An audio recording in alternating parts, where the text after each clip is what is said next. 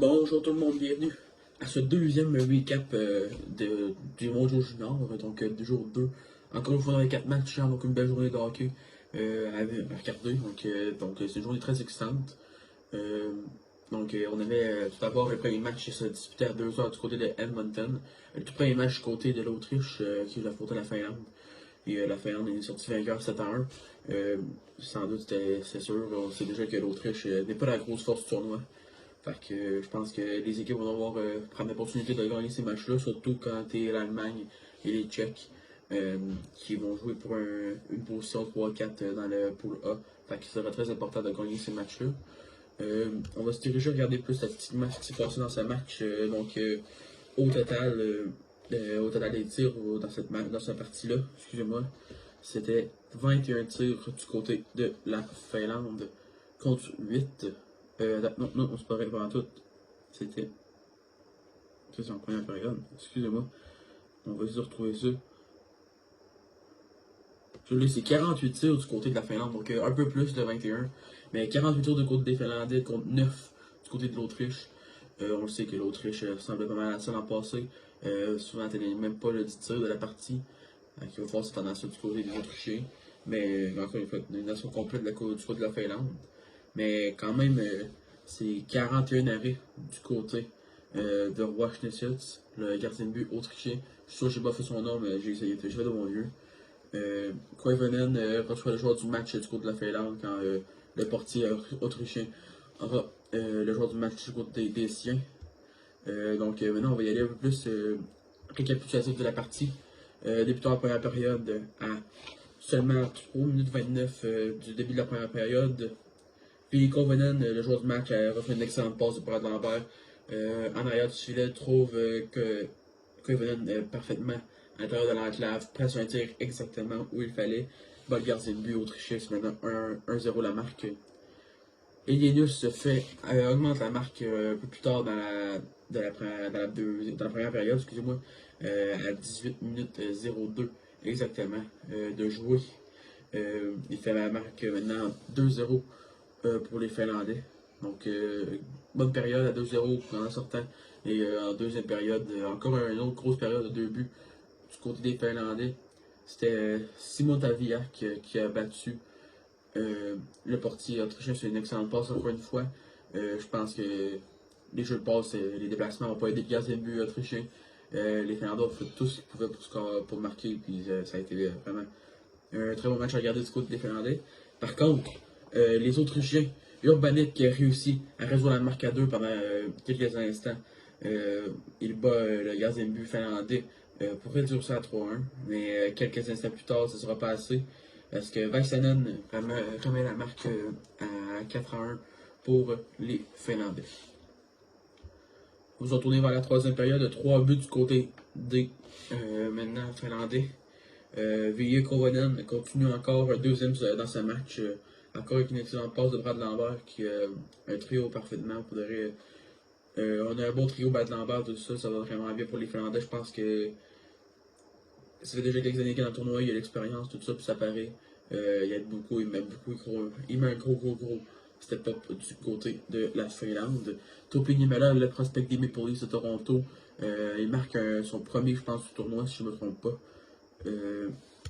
Sinon, probablement, un des meilleurs défenseurs du tournoi, exactement. C'est son premier but du tournoi et son premier point. C'est un des meilleurs défenseurs au tournoi. A été un défenseur exceptionnel l'an passé. Lorsqu'il a fait son apparition au tournoi, on va devoir prouver la même affaire puis c'est bien parti présentement. Et pour finir la partie, c'est Brad Lambert qui finirait ça sur un but donné de la part du gardien autrichien qui fait juste essayer de pousser le disque vers son défenseur de relancer une attaque, mais Lambert prend le contrôle du disque qui marque. Fait que, comme j'ai dit, 7-1 la marque finale du côté de la Finlande, pas grand chose à dire à propos de ça. On sait que c'était une domination complète, puis même à voir avant la partie, on peut savoir que ça a été une domination complète de la part des Finlandais. On va passer maintenant au deuxième match. Les Russes qui ont affronté la Suisse, donc match quand même intéressant. Les Russes ont commencé ça sur une bonne lancée en première période, en allant chercher 3 buts sans, 3 buts sans se faire scorer encore. Une bonne première période de la part des Russes, mais on le sait, les les Suisses ont été capables de marquer avant la fin de la période, ce qui aurait pu faire mal. Matvei Michkov continue sur une lancée. Hier, un autre but pour le jeune phénomène russe. Je pense que c'est le quatrième des siens. Exactement, ouais, le quatrième des siens dans la victoire de 4-2. Donc, une très belle performance quand même des Russes. Mais je pense que tu le sais, finir 4-2 contre une équipe comme les Suisses, ça peut pas arriver. Les Suisses ont rendu, on va l'avouer, les Suisses ont rendu une bonne force quand même dans le hockey mondial, surtout au hockey junior. Ils se sont rendus en quart de finale en 2019, après avoir, en demi-finale, excusez-moi, après avoir battu les Suédois en quart de finale. Donc, tout est possible maintenant pour les Suisses, on le sait. Ils sont rendus avec quand même un beau programme de hockey. Je pense faire beaucoup de travail, puis regarde, le 4-2 contre les Russes, qu'on sait que c'est une des forces au hockey maintenant. Ils l'ont toujours été. C'est quand même bon. Je pense que c'est quelque chose à pratiquer pour les Russes parce que c'est 6-3 contre les Suédois avant-hier, excusez-moi, et 4-2 contre la Suisse hier. Donc, quelque chose à améliorer, je pense, du côté des Russes. Il va falloir enchaîner plus les tirs au but, aller chercher les retours, tout ça. Parce que je trouve quelques débuts, c'est des buts opportunistes encore une fois. À la Charles Boisvert, c'est des garbage goals, il va falloir qu'elle aille chercher des bons buts, tirs au but, prendre les retours, parce que c'est ça qui va manquer aux Russes. Parce que 4-2, la Suisse, ça va pas aider et ça risque d'aller terminer peut-être au troisième rang, si je ne me trompe pas, à me fier au pôle. Là, je pense que tu regardes ça au pôle A. T'as les États-Unis et la Suède qui vont se battre à 100% pour le poste numéro 1 ou 2 du pôle A. Fait que le match États-Unis-Suède va être excellent à regarder. Et on peut garder ça, les Russes sont présentement partis pour être le troisième spot parce que ça s'enligne pas bien pour eux. Un tournoi de commence très difficile pour les jeunes Russes. Donc, rappelle la marque finale 4-2. Matvei Michkov qui a marqué encore un but ce soir, donc hier soir. Donc, Michkov qui fait un très beau travail quand même, seulement à 17 ans. Déjà un impact qu'on le voit avec les Russes. Joueur du match, Dimitri Zlodeyev avec un point hier pour les Russes. Et Kevin Passé, le portier des Suisses, reçoit le choix du match pour les siens. Passons maintenant au match, je pense qu'il a été le plus intéressant pour dire, on peut y penser. Là. Ça va être aussi le match le plus intéressant. Deux des équipes qui vont se battre pour la troisième position du pôle B, pôle A selon moi, excusez-moi. C'est l'Allemagne puis les Tchèques. Les Tchèques sont revenus d'une défaite difficile de 6-3 contre le Canada avant-hier. Et l'Allemagne, eux, qui avaient seulement perdu par quelques buts, je ne me trompe pas, ouais, 3-1 seulement contre la Finlande. Donc eux autres étaient quand même sur un boost, ils savaient qu'il y avait une chance de l'emporter après un match de même. On n'avait eu aucun but après avant la deuxième période. Et c'était quand même au début de la deuxième que tout a commencé du côté de l'Allemagne. C'était. Je trouvais son prénom. J'ai juste les initiales, donc ça n'aide pas. Mais c'était Blank qui a ouvert la marque pour les siens dans ce match. Ça faisait maintenant 1-0 la marque pour les Allemands. Les Allemands qui ont joué un excellent match. Quand même un excellent match devant les goalers. Je pense que c'est un total de combien de tirs de chaque côté. C'était 40-32 les tirs en faveur des Tchèques. Je me trompe pas, c'est ça. Donc un très bon match. Les gardiens de but ont été excellents dans les filets. Deux petites erreurs qui ont coûté cher pour du portier qui ont coûté cher aux Tchèques. Il a laissé le top du but ouvert. Il a descendu trop tôt, ça allait ouvert le but au complet. Ce qui fait très mal parce que ça définit la game comme ça. Du côté de l'Allemagne, du côté du portier allemand, Florent Bugel a fait un excellent travail. Le seul but des Tchèques qui leur a ramené une chance d'aller en prolongation sur le mois. C'est un but très opportuniste parce que elle a frappé le partenaire des défenseurs. Il a juste redirigé entre ses jambes, donc c'est juste de la malchance. Il faut y penser à ça. Donc Bugel a fait un excellent match pour les siens. Puis même Ben Nord a joué une excellente partie, sauf qu'il a laissé deux trous qui a tout coûté pour eux. Sinon, le joueur du match du côté de l'Allemagne, c'était Florian Bugel, le portier. 97,50% d'arrêt, excellent. Puis David Spacek avec un point hier. On passe à la dernière partie de la journée qui s'est dirigée encore du côté des Red Deer. Donc, un gros match entre la Suède et les Slovaques. Seulement 3-0. Donc, les Slovaques ont su tenir leur coup encore une fois. Les Slovaques qui sont pas quand même une bonne équipe à regarder. Euh, avec l'importance du pôle B et comment ils sont forts, je pense que les Slovaques ont comme déjà un poste confirmé comme l'équipe numéro 4 dans le pôle. Mais il faut vraiment qu'ils travaillent pour parce que s'ils sont capables, il faut peut-être aller chercher une place dans le pôle au poste numéro 3 peut-être avant d'aller les Russes qui sont vraiment selon moi l'équipe à battre pour eux. C'est vraiment une chance pour ça. Sinon, total de 48 tirs du côté de la Suède, place à 24. Non, excusez-moi, c'est 48 tirs du côté des Slovaques. Euh, Regardez, c'est vrai qu'on joue un excellent match, on peut leur donner. 48 tirs contre une équipe comme contre la Suède. Et 27 du côté des Suédois. Euh, il reste un bon match. Jesper Wasat mérite la première étoile, pas la première étoile, mais le joueur du match du côté des Suédois. Un jeu blanc, 48 arrêts contre lui à faire face du côté des Slovaques. Donc c'est une excellente partie de la part de Wasat du côté des Slovaques. C'était Yuri Salfoski. Je pense que je l'ai bien dit. C'est ça. Donc lui a reçu le joueur du match du côté des Slovaques. Le premier but des Suédois était venu vers la fin de la première période. Niederbach marqué bas facilement le gardien de but slovaque. Donc c'était une bonne partie que vous devrez regarder. Pas première période, la première période. Les Slovaques étaient quand même en contrôle de la partie avec 13 lancés. Non, avec, je pense, attends, laissez-moi vérifier ça, là, c'est mail. Je pense que c'était 13 lancés après. Ouais, 13 lancés après la première période pour les Slovaques. Et juste en débutant après ça, la deuxième période, Sjoberg a commencé ça facilement face aux Slovaques. Un but facile qui a battu encore le portier. Et c'était 2-0 les Suédois après la deuxième période.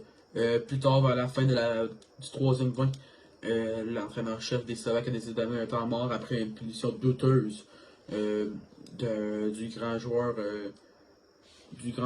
suédois. Il faut que je retrouve son nom. Laisse-moi juste regarder ça. C'était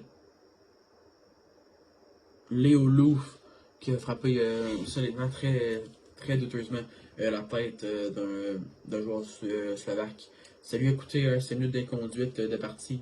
Ça va revoir avec le comité de la WHF s'il sera suspendu parce que ça ne se pas pendant toute sa formation. Et pour terminer ça, c'était Lingamen qui finit dans un but désert pour mener la partie 3-0 aux Suédois qui l'emportent. Donc, si on peut, on va vérifier un peu à quoi ressemblent les classements. Je sais pas si je peux les trouver ici. Donc, les classements, je suis en même temps. Je pense que du côté du pôle les Finlandais sont premiers au classement. Regarde, c'est un peu logique, eux autres ont joué 2 matchs. Les Finlandais sont maintenant premiers avec 2 matchs. C'est 10 buts pour et 2 buts contre du côté des Finlandais, ce qui leur donne un total de 6 points. Le Canada, deuxième, avec 6 buts pour, 3 buts contre, un total de 3 points en un match. Suivi de la Finlande, pas la Finlande, de l'Allemagne en troisième position. Des Tchèques en quatrième et de l'Autriche en cinquième. Du côté du pôle B, très intéressant ce qui va se passer entre les États-Unis et la Suède parce que les Suédois sont en train de dominer encore une autre fois on allait au préliminaire. Présentement, c'est 9 buts pour, 3 buts contre pour 6 points de classement en 2 matchs. Les États-Unis, eux autres, ont à 3 points de classement avec 3 buts pour, 2 buts contre en 1 match. Les Russes les suivent très fortement en 3e position. Et les Suisses en 4e position. Les Slovaques qui se tiennent à l'écart, mais selon moi, qui seront sûrement capables de remonter ça et de finir 4e pour affronter le vainqueur du pool A. Fait que, on va passer aux matchs qui se déroulent aujourd'hui. Les États-Unis qui affronteront les Suisses à compter de 16h30 en direct de Red Deer. Donc, un match qui aura sûrement à la portée des États-Unis. Et à 19h ce soir, le Canada fera face à l'Autriche, qui sera sûrement un match très du côté canadien. Donc, aucune chance selon moi que les Autrichiens l'emportent. Je lis des prédictions tout de suite pour le match. Je pense d'une victoire d'environ 5-2 du côté des États-Unis. Peut-être plus, mais moi je vois ça pour de une bonne partie quand même du côté des Suisses. Je pense que les propos du capitaine hier étaient qu'ils ont joué avec du cœur hier, ils sont capables de prouver plus, ils savent, puis ils vont essayer de le faire durant tout le tournoi. Fait que je pense qu'il y a beaucoup d'opportunités à avoir du côté des Suisses. Fait que c'est pour ça que je l'ai juste à 5-2. Puis du côté du Canada, regarde, on peut même pas prédire vraiment ce qui va arriver. Je vais avec une grosse victoire du Canada. Je vais avec un 11-1 contre l'Autriche et avoir la force du Canada. Je pense pas qu'on a le choix d'aller chercher un gros score encore une autre fois. Donc ça va être surprenant, mais regarde, avoir la manière que l'Autriche joue contre la Finlande, avoir accordé même pas encore un petit tir dans le tournoi. Je pense que ben, les Finlandais ils l'ont exploité à 7-1. Je pense que le Canada est capable de faire mieux en 11-1 aujourd'hui. Dommage fait pour le Canada, ce soir, ce sera près de Pochu. Denis Garant prendra le chemin du banc pour ce soir. Je pense pas que c'est comme conséquence, je pense que c'est pour donner le temps après de prendre le filet au moins une fois dans le tournoi. Puis je pense que faire ça contre les autres c'est la bonne décision. C'est un match qui n'est pas tant important pour vous autres. Tu vas gagner, c'est quasiment assuré. Donc, fais jouer ton deuxième gardien de but. Je pense que c'est ça le message que passe par Dave Cameron. Je pense que Dylan Garant a compris ça et ça sera parfait. Fait que, encore une fois, les scores finaux des matchs d'hier 7-1 la Finlande face à l'Autriche, 4-2 la Russie face aux Suisses, 2-1 l'Allemagne l'a emporté face aux Tchèques et 3-0 la Suède face aux Slovaques. Donc, merci d'avoir regardé tout le monde. On se reprend demain matin pour un autre retour des matchs. Donc, les retours des matchs d'aujourd'hui qui seront encore une fois les Suisses face aux États-Unis et l'Autriche au Canada. Donc, restez à l'affût sur la page Le Monde du Hockey, plus parablique, c'est vrai. Restez à l'affût sur la page Le Monde du Hockey. Préparez-vous, on va suivre attentivement tout ce qui se passe sur les mondiaux juniors. Et aussi, on va essayer de préparer à repartir ça pour la LNH et tout ça quand la saison va être de retour. Après la pause de Noël COVID, on va le dire. La pause qui s'allonge tout au long présentement. Merci d'avoir regardé tout le monde et on se reprend pour la prochaine fois. Bye bye.